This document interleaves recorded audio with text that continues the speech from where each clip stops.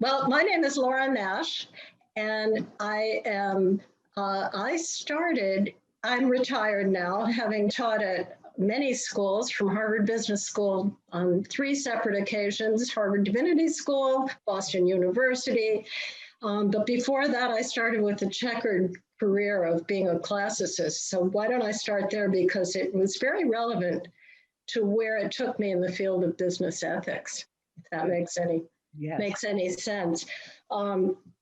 As an undergraduate, I was clueless, and I learned Latin and Greek because I wanted to read Socrates and Jesus in the original, not realizing that neither of them had written a word, but they were reported in Greek. So I learned classics and loved it. And the question of hubris in society preoccupied me, but so did the humanistic disciplines. In classics, you have to do language and sociology and history and religion and linguistics. So you come out with a versatile mind that's good for nothing and or everything.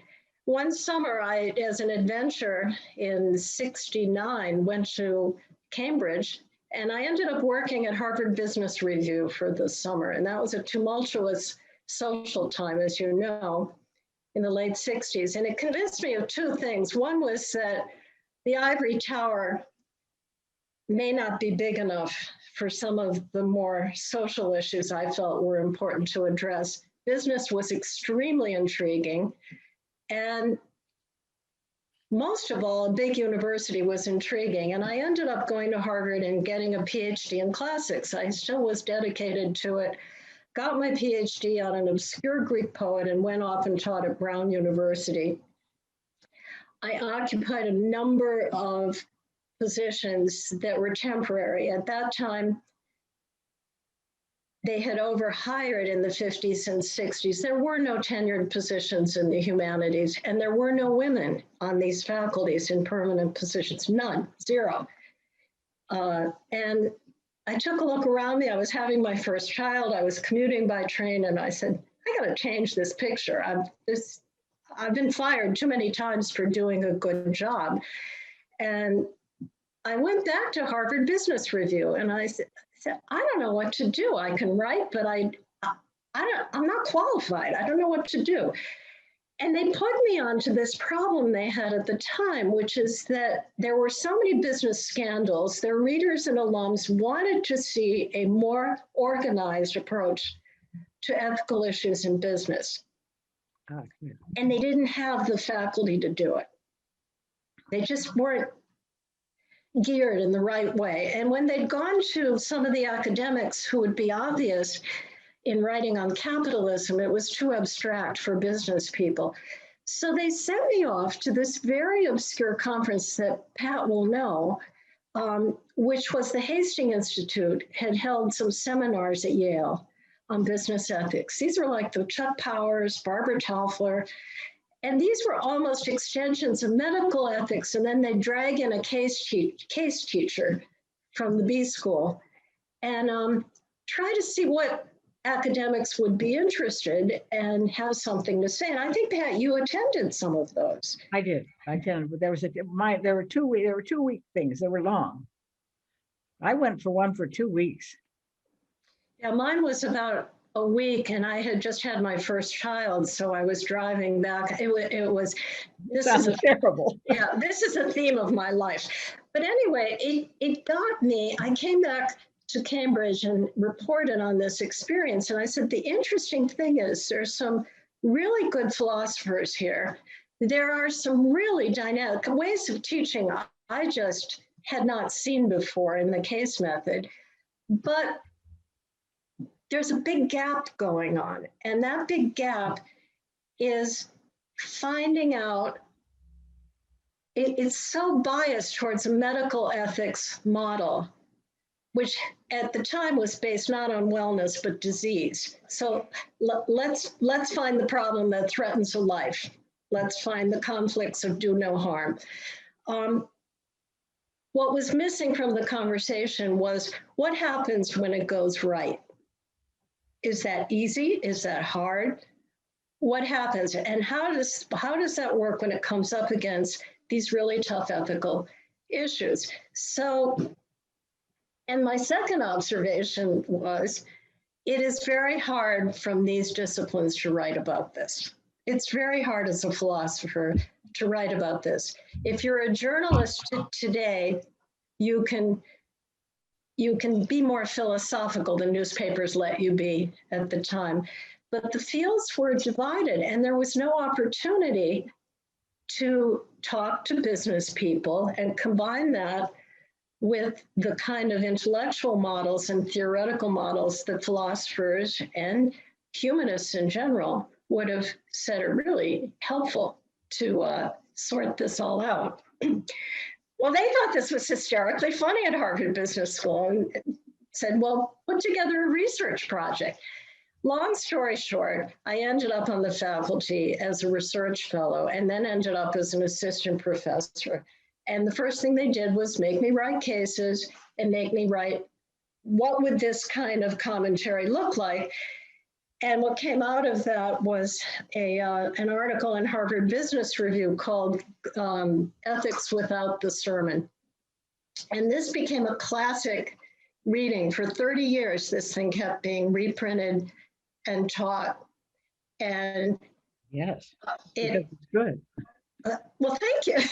But it's different, and it's not as theoretical. What it was trying to say was, let's see if we can find enough insight so that when we can raise awareness. And really, Pat, it gets to your moral imagination at an earlier and less well-articulated stage of saying, you and I both know there's some rotten consequences going on, but how do we wrap our minds around it? And the two things that article did was suggest 10 questions that could spark awareness. They didn't solve it, but they said, you'll listen to questions more than you'll listen to theory. That's right. And I was questions all have theory underneath them. They all had a lot. But I wouldn't say that out loud. Yeah, they all had a lot of theory underneath them. And some of those theories were much too naive for words, but it had theory. And I remember Ralph Potter, who was a very famous theologian who had written on the just war theory and was over at Harvard Divinity School, came to see me and he said, you know, I tried to punch a hole in this in terms of what question you left out, and I can't find one. And that was like the biggest compliment. Oh my gosh, that's the biggest compliment you'll ever have. Yeah. That was the biggest one I ever got, right, exactly. And the other thing that that article did was it suggested in a tongue-in-cheek way, but I really meant it, a theory of ethical behavior in business that I called the good puppy theory. And said, before we do angels on the head of a pin, in terms of setting rigid, very philosophically tight arguments, let's just agree we won't pee on the carpet when we go about making money. And I really meant that. The field at the time in business was so corrupt in so many ways on Foreign Corrupt Practices Act, so looking the other way legally on these things, that we really needed to agree on some basics. And I have to say, on a theoretical level, I still think democratic capitalism is the best way we're going to get there. The terms of that are going to be debatable, but there's more freedom and more market responsiveness to more people in it, in my opinion, if you structure it well. So that started me off, and business people loved this. You know, it kind of let them work with it without really sticking it to them.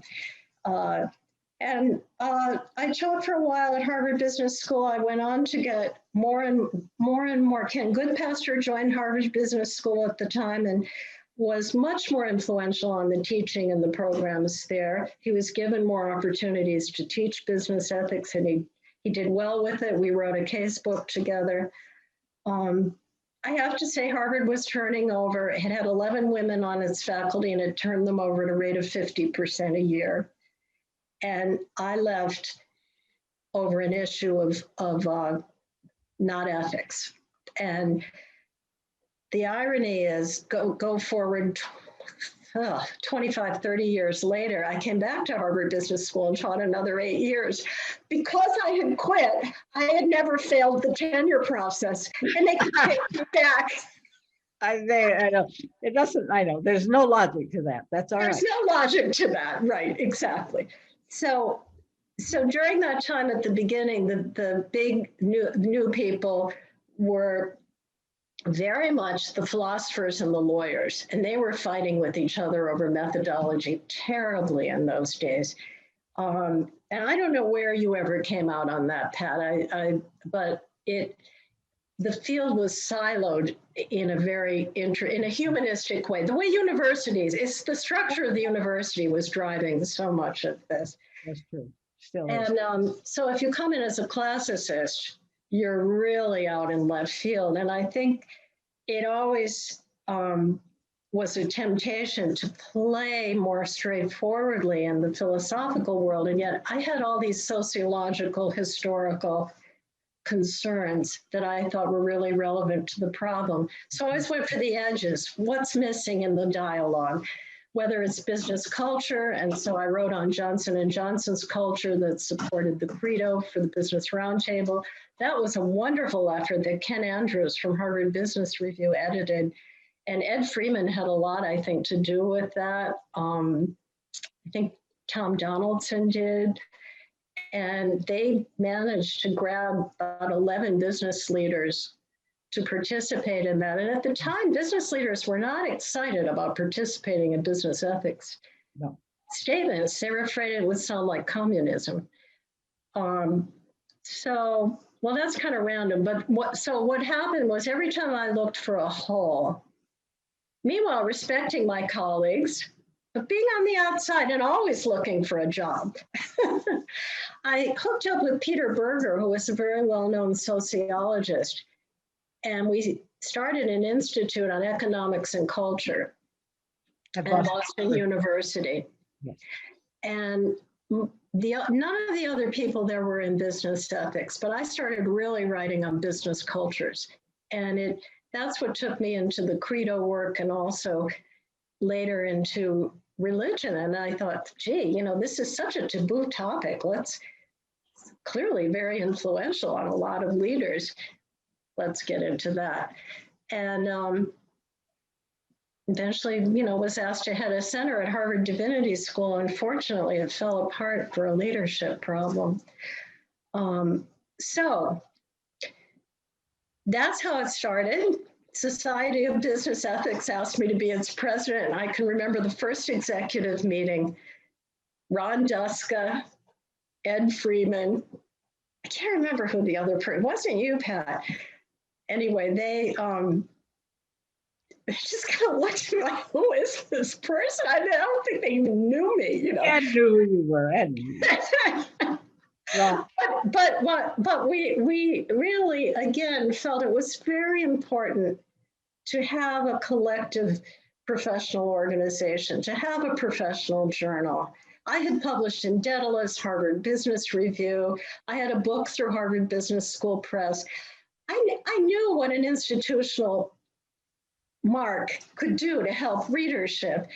And also, we needed to hold each other together. And there was nothing there at the time. I mean, I can't tell you, all those bad jokes about business ethics that Ed Freeman repeats all the time were really happening. And people would just say, why are you doing this? It was just amazing.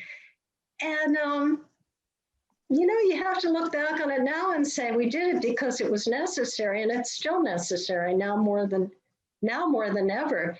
It's just some of the problems have changed. Some are the same.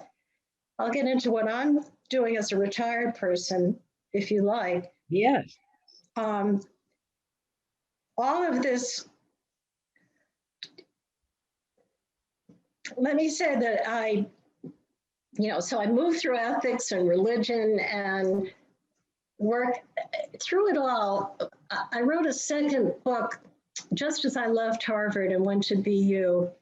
Oh, and I spent 2 years at the Kennedy School. See, this is what happens when you have an adjunct position. You get fired all the time. And I worked on public-private partnerships. But it really gave me the chance to get out there and meet and do research. I had a lot of research funding, all that. I was so lucky that way. And I wrote this book, came out through Harvard Press. It's the ugliest cover I have ever seen in my life. In fact, I went and got it out of the attic yesterday. Have you ever seen an uglier cover than this? Oh, no, I have that book. It's so ugly.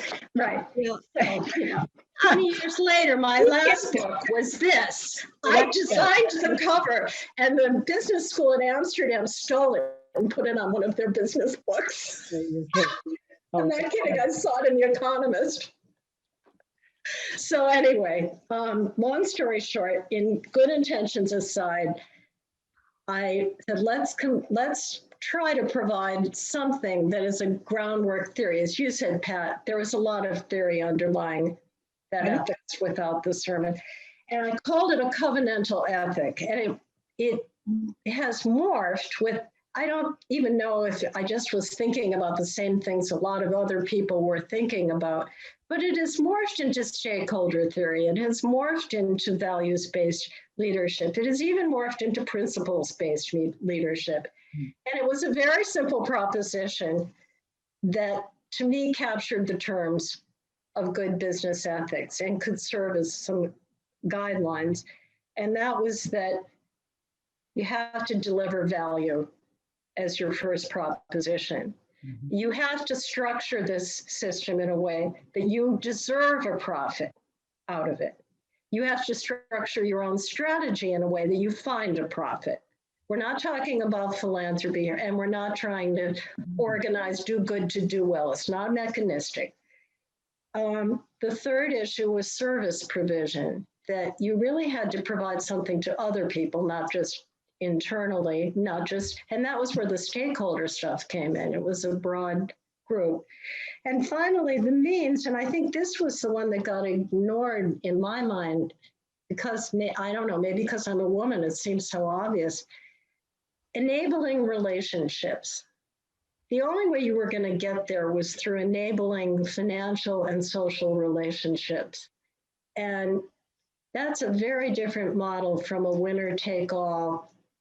I'll be either self-sacrificing. We'll be scattered around, and I think mostly through women who are writing, but that's right. Harold Gilligan was always saying women looked at relationships, men looked at hierarchical rules when they addressed ethical issues. I don't know. She had a lot of research behind that.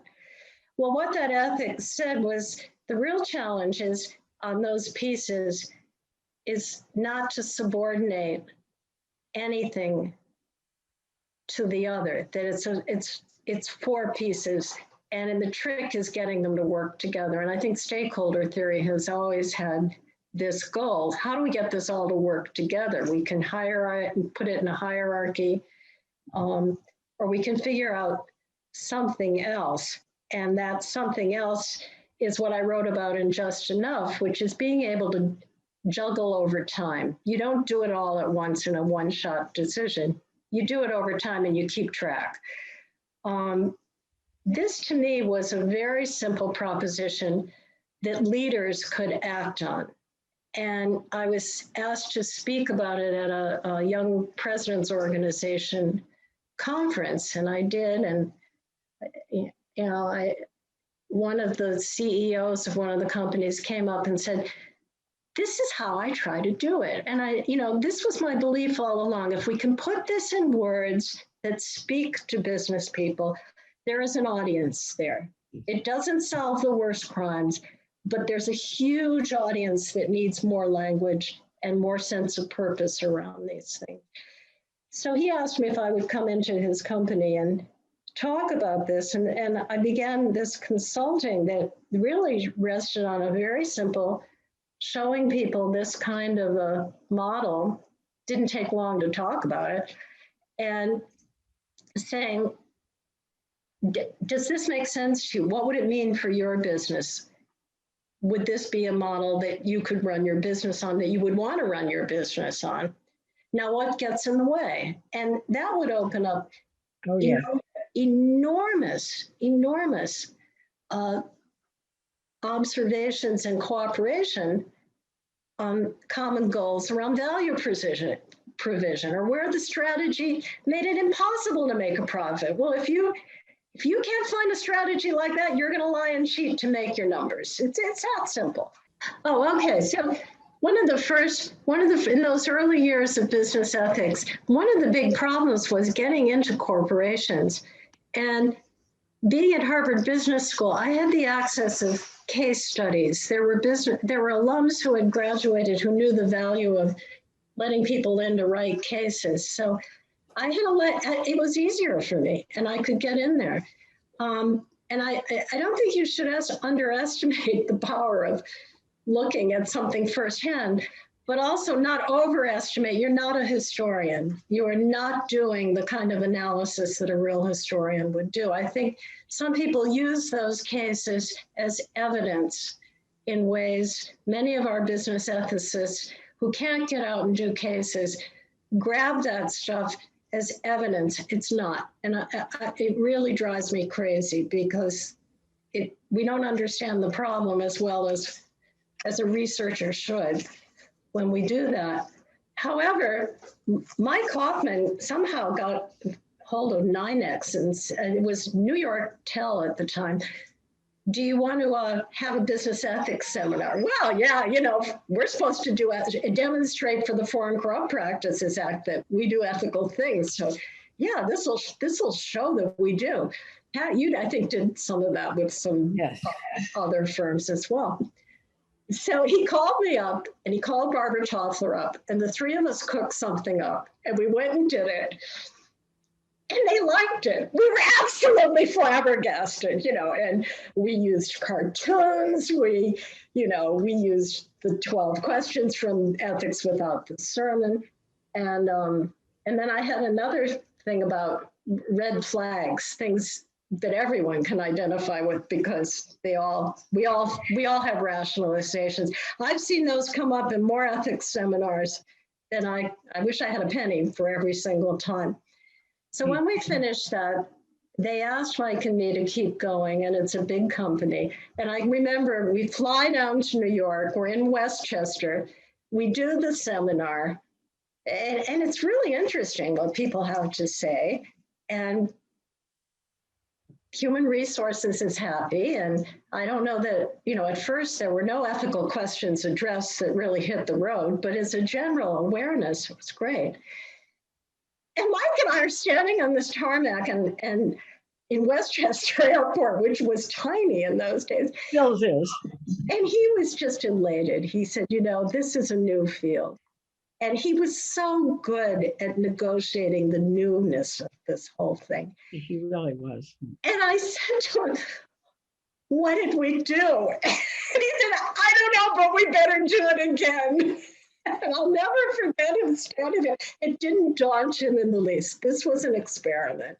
And I so admired the way he just kept that energy, but also stability for the field forever, right until he died. As Bentley's I was one of the senior fellows executive fellows on that program for years. And he just has inspired so many generations, so many business leaders.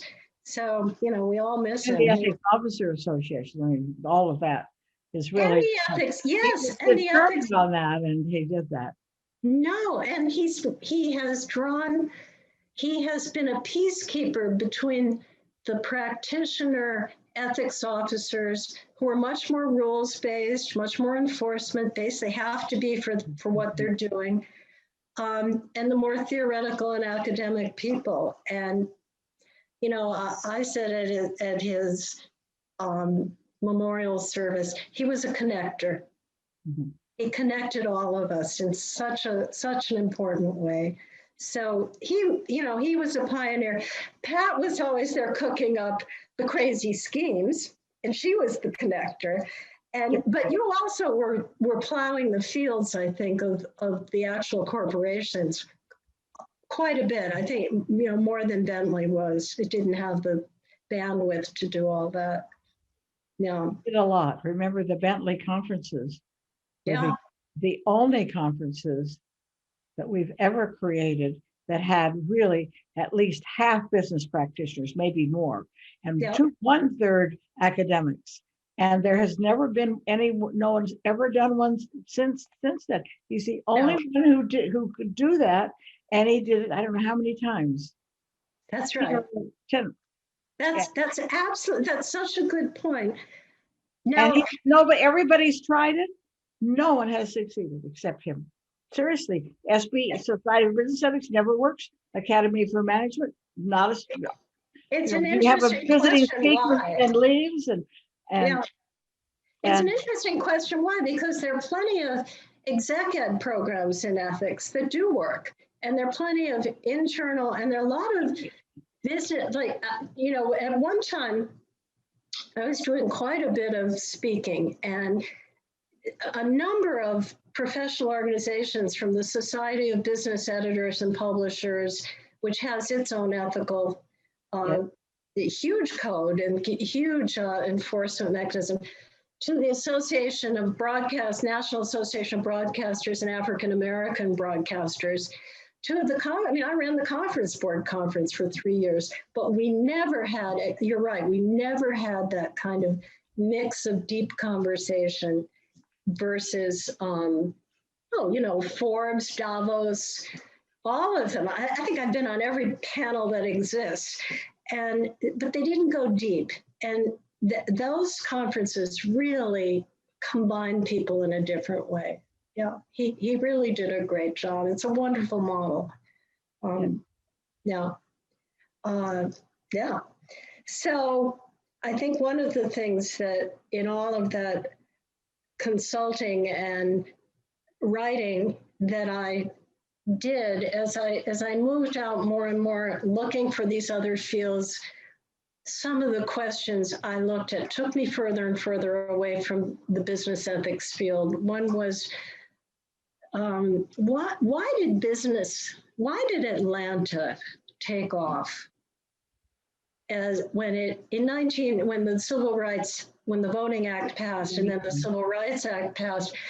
The next year, 5 cities elected Black mayors: Newark, Los Angeles, Detroit, Atlanta, etc.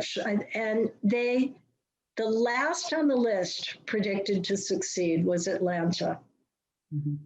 And it was the one that really took off. And I went down there and again, had just the luck of connections from other work I had done to get in the door. It takes a lot to get in the door on these questions.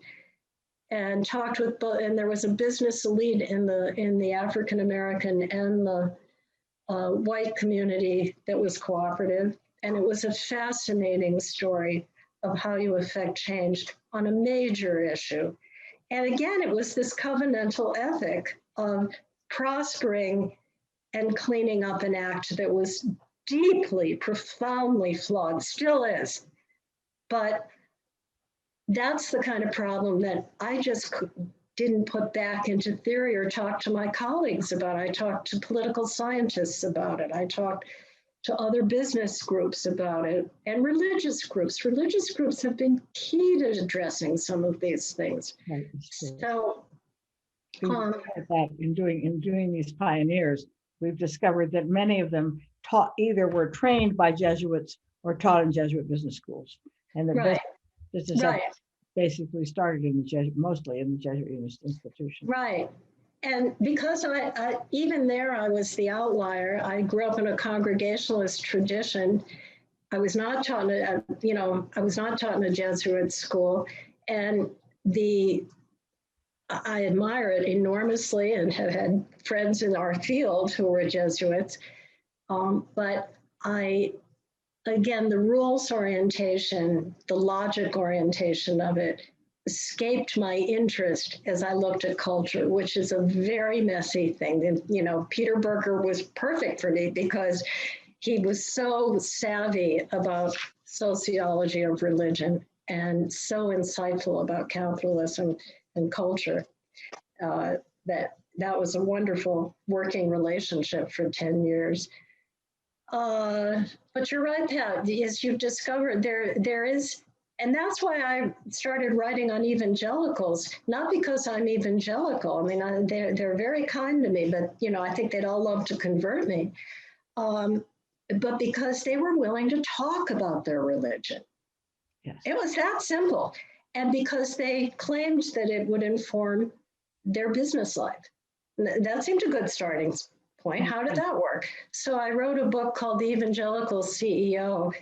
And my greatest pride on that was that the editorial board of a religious publisher, Thomas Nelson, got in a fight over the book because they just tried to decide to accept it with a case example I gave at the beginning. You know, that was the point, to provoke discussion and engagement.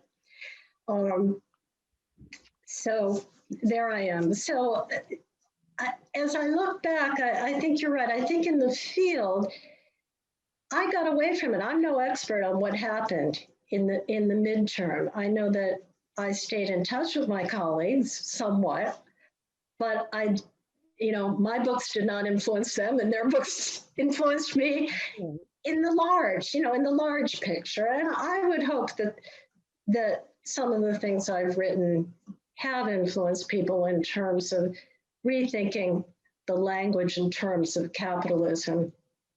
What I missed, okay, and this is, you really got me thinking about this, Pat, when you started this project. What did I miss here? And in the 2000s, in the dot-com boom, I became more and more disturbed about the behavior of the financial marketplace. And I actually ran a hedge fund that was a very small hedge fund, but my husband couldn't run it legally. And I thought, well, you know, get in there and figure out, you know, learn this culture, learn this skill. And I did. I mean, lifetime, I traded options. It's not easy. And, but I was also writing, and I was writing the book Just Enough with Howard Stevenson at Harvard Business School, and working with a lot of entrepreneurial CEOs. And by 2006, never mind 2008, it became very clear to me that we had really underestimated greed. What Hollywood and the journalists saw, we were underestimating. I had tried to bring it up to the ethics curriculum at 2 business schools, and they thought it was insulting. You know, they wanted an interesting problem. You know, well, it's a very interesting problem. No, and it's particularly true in the financial sector. And the financial, exactly. And, you know, what's behind it? Is it the amount of money, or is it something deeper in the structure of capitalism that is behind this kind of greed? And I found it a very frustrating question, because you would meet all these really talented entrepreneurs who really are providing value, really providing innovation, working in a structure that's winner take all, and nobody questioning it. And in fact, teaching variations of winner take all in things like, in concepts like peak performance. What business school hasn't read Clayton Christensen and tried to talk about peak performance? And all of those assumptions are based on the idea that there is one point of success. That ain't a covenant. Yeah, that doesn't involve 2 people. There's that book, you know, called Winner Take All by the Cornell economist whose name I've lost. Yeah, and there's also a Robertson. To me, it was all epitome. I mentioned Trump as the second sentence of Good Intentions Aside in 1993. That's how disturbed I was by that attitude. I then wrote a series of 4 small cases to get things going on Katharine Graham, Trump, Jimmy Carter, and I can't remember the other person now, Bill Gates, on their own autobiographical ideas of success. Well, Trump's was Tony Schwartz's book. But I didn't teach that for first time I taught it. Within 24 hours, I got a phone call from Trump's office, from one of these, Really? one of his lawyers. I don't know if it was Michael Cohen or Jeff Epstein, because I never wrote down the name, but they called to object. And they were really aggressive about it. They said, you know, Mr. Trump is friends with the dean, and we understand you don't have tenure. I'm like, what? Well, I said, well, we have very careful people on copyright, and these were his own words, and we've received all copyright permission. What? But anyway, I called their bluff, and they disappeared. But that level of winner take all, threat, peak performance, heaven forbid I don't appear to walk on water if I'm a CEO, has so pervaded our culture and now our system. And I missed how I could see it. You know, classics is all about hubris. You know, it's all about the dynamics of arrogant self-confidence, which is based on a record of success. Right. And so it wasn't as if I wasn't aware of it and sensitive to it, but I had no idea how systemic it was, or how we have this worldview of never enough driving a Protestant ethic of business. And I think that is truly something that so disturbed me in 2008, you know, and it rigged the system. It really rigged the system for how we solved that financial crisis. And then to hear these self-satisfied, you know, just do good to do well, and I've always followed my compass and stuff. And you're like, I'm sure you've been a very nice person in many ways, but there's no sharing. And really, I became more and more I mean, I've always loved business people. I love their creativity. I think they know how to act on good instincts. If I were, you know, drowning on a ship, I'd, you know, look to a business person to manage my welfare. But then I'd look to, you know, the religious person to pray for me. But I think there's something that became so deeply disturbing to me about our culture at the moment. And I felt I'd written one too many books. I'm very proud of Just Enough, which I'm sure no one in business ethics has read, but it has a deeply ethical message. A long time ago, yes. Oh, no, yeah, it was written a while ago. It got a lot of press at the time, and I think I should update it, but I backed out, and I'd had it, you know, I'd had it with kind of, there was also, the other thing I think our field missed is that we as academics are not immune to greed. No. And we're not immune to monopolistic behavior. And I saw some really bad behavior in our field. I don't know what structurally in academia makes it so hard not to all be winner take all. So not to all to be. Because it's all, but then it's winner take all in publications. That's right. And getting chair professorships and all of that. I've seen. And there's only one. And there's only one. Yeah. There's only one, of course. There's not only one of anything. Yeah, that's right. That's right. There's not a one. I mean, Jack Welch, there were plenty of people who could have done Jack Welch's job. He was considered the winner take all, but he wasn't. And B, there are 50 people who could run General Motors well. I mean, General Electric, sorry, well. I mean, this is stupid, this idea. That's right. That's right. Look at all, we're a huge country and look at all our education. It just makes me angry when someone said, oh, I once had dinner with a guy who was on the board of a bank, a major bank. I won't listen. And I said, your CEO is ghastly. He said, yeah, but we know what he does. I said, well, that's not a reason. I said, I've got 50 students who could do a better job and would have the pay. So he didn't fight him, of course, but he was like, he got indicted or something. I don't know. But that was stupid. But why? Why put up with stupidity and unethicalness and dumbness when you've got a huge talent base? I just still get angry about that. Well, I'm with you, and I think the pay structure in corporations rewards that winner take all. But getting back to our own shop and falling for it, golly, that seems unfortunate. And there have been so many exceptions. I mean, so many people in our field have been so collegial, but structurally there has not been enough sharing. There really have, like you said, even with these common seminars. I mean, I can remember when one of our colleagues called up the conference board and complained that I wasn't answering phone calls. It wasn't true. This person had never called me, but had wanted to head those conferences. That kind of thing. It's just, what? I wasn't ready for that.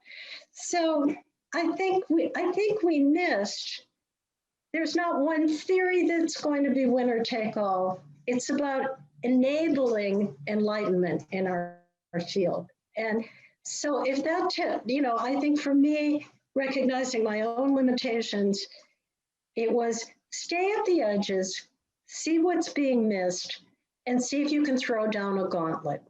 That's what I did in 1973 when I did Ethics Without the Sermon. That's what I did when I wrote on business and religion. And I would do it inside of companies in a gentle way. Someone asked me to do a year and a half long project on their corporate culture. And we interviewed 53 people around the world. And every story had a zinger in it. Every story was about how great this company was, but where something went awry. And we rolled it out once. And a new person in that culture, who happened to be African American in finance, came up to me and said, he'd come from IBM. He said to me, "This is the first time I've understood what's going on around here." Yeah, well, you got to enable people to understand what's driving everybody. And I feel it's something we need to stay aware of when we develop theories, because they're important as a basis, but boy, they're just as, if they don't take us anywhere, they're just not enough. And so now, where am I now? I retired, and consulting dried up anyway for a lot of us after 2008, because companies wouldn't pay for senior programs anymore.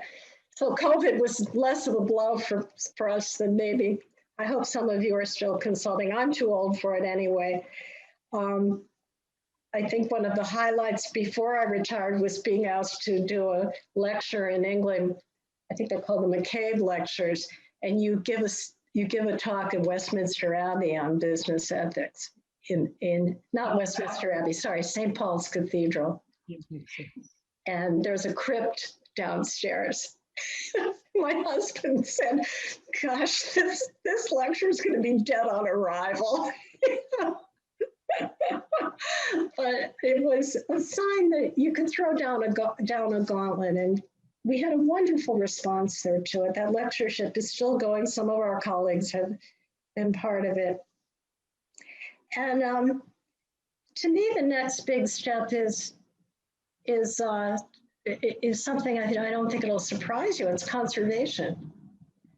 And if say that again, what's the word? Conservation. Oh, conservation. Yes. Yeah. And so for the last 6-7 years, while we closed the hedge fund eventually, but even while doing that, I became more and more involved in horticulture and then conservation and ecology. And I'm on a national group that lobbies in Congress, but also it speaks to 18,000 members of garden clubs. It's a very,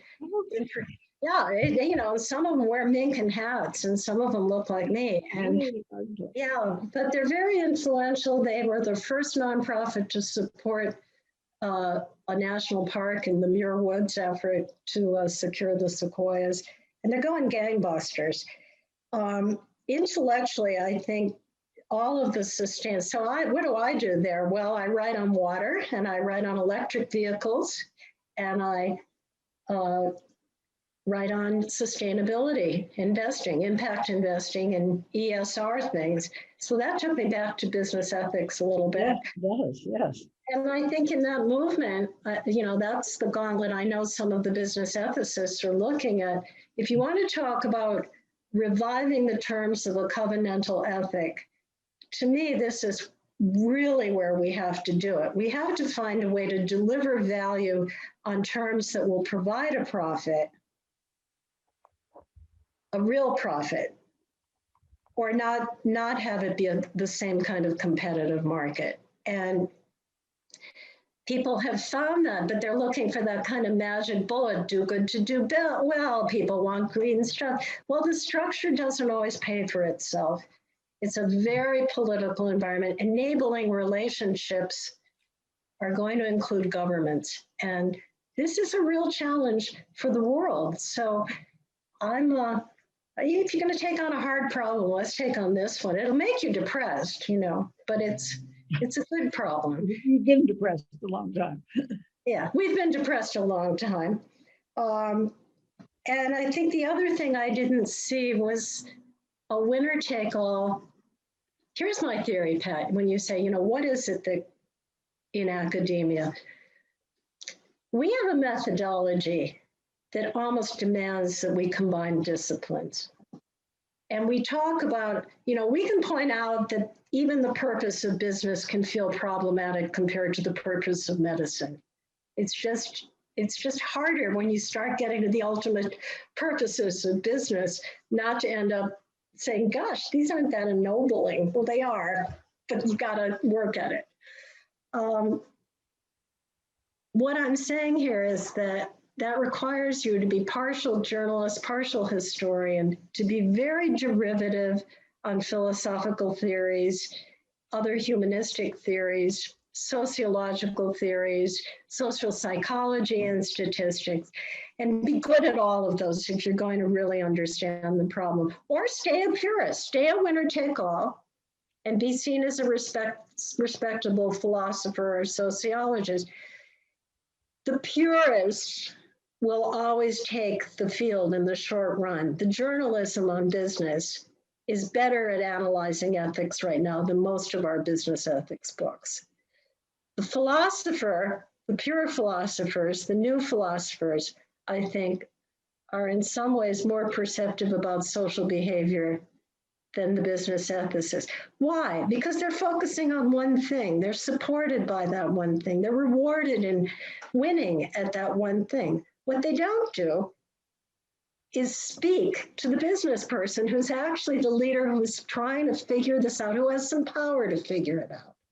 And that's where we need to stay in the field. We need to acknowledge that we need to reward people in a way that acknowledges those talents and that draws people with those. Not everyone is that versatile. You can't ask people not to do things they can't do. I couldn't do a deep philosophical theory. I can read it. One of the things that's exciting me right now is, he's been around for a while, but this guy, Frank Wilczek, he's a theoretical physicist, and he's written this wonderful book called A Beautiful Question. He's a Nobel laureate, and he talks a lot about chaos theory and systems in particle physics, but he talks about things like I'll probably get this wrong, asymptotic relationships. These are relationships where things that work in a system create their own power. Yes. As that power increases, part of the pieces lose power. It's an observable phenomenon. Well, I can't think of how the covenant breaks down in any better terms than that. So what we can do is adapt some of these other intellectual models. What's the name of the book? A Beautiful Question? A Beautiful Question by Frank Wilczek. It's a Polish name. It's spelled Wilczek.